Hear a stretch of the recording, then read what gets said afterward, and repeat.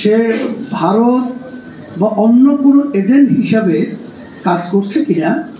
তার কার্যক্রমের মাধ্যমে মূলত আজকে আমরা দেশপ্রেমিক হিসাবে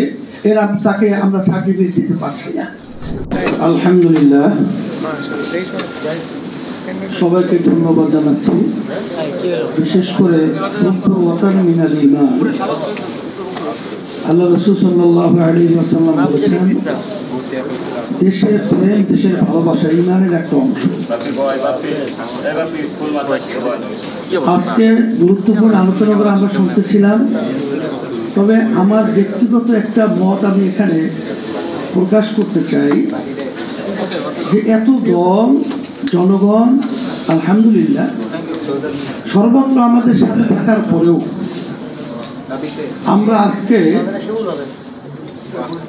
এই যে আজকে দেশের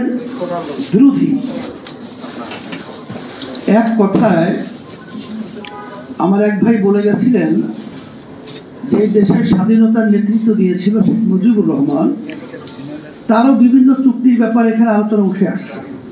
কিন্তু তার কন্যা হয় আজকের যে স্মারকে তারা সমঝোতা স্মারক বলা হয়, সেখানে যে স্বাক্ষরিত যে চুক্তিগুলো হয়েছে,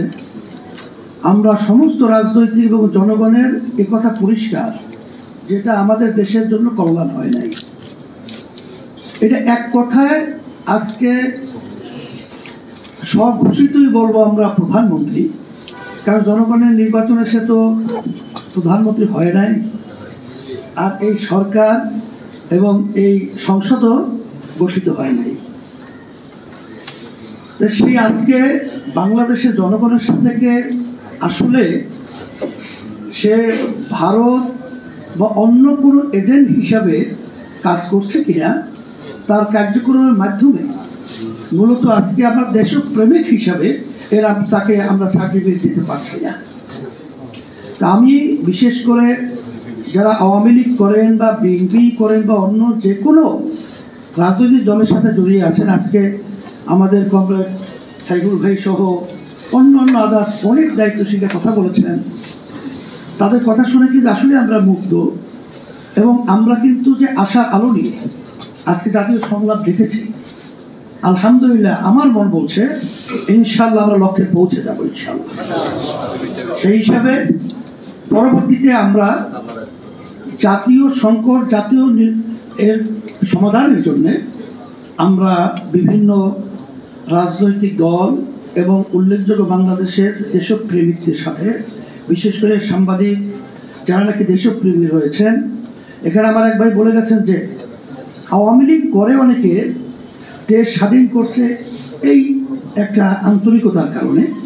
কিন্তু সিংহভাগ আওয়ামী লীগও কিন্তু এই চুক্তিকে আন্তরিকভাবে মেনে নেয় নাই, এটাই বাস্তবতা। সেই হিসাবে আমি সকলকে বলবো যে আমরা পরবর্তীতে পরামর্শ করে ইনশাল্লাহ আমরা সামনে কিভাবে আমাদের লক্ষ্যে পৌঁছতে পারি সেই সিদ্ধান্ত আমরা গ্রহণ করব। ইতিমধ্যে ইসলামী আন্দোলন বাংলাদেশ আমরা কিছুদিন আগে প্রতিবাদে আমরা ঢাকাতে সমাবেশ এবং বিক্ষোভ করেছি, এবং সারা দেশে 5ই জুলাই আমরা সারা দেশে এই প্রতিবাদ এবং বিক্ষোভ আমরা কর্মসূচি ঘোষণা করেছি। এবং আলহামদুলিল্লাহ আমার মন বলছে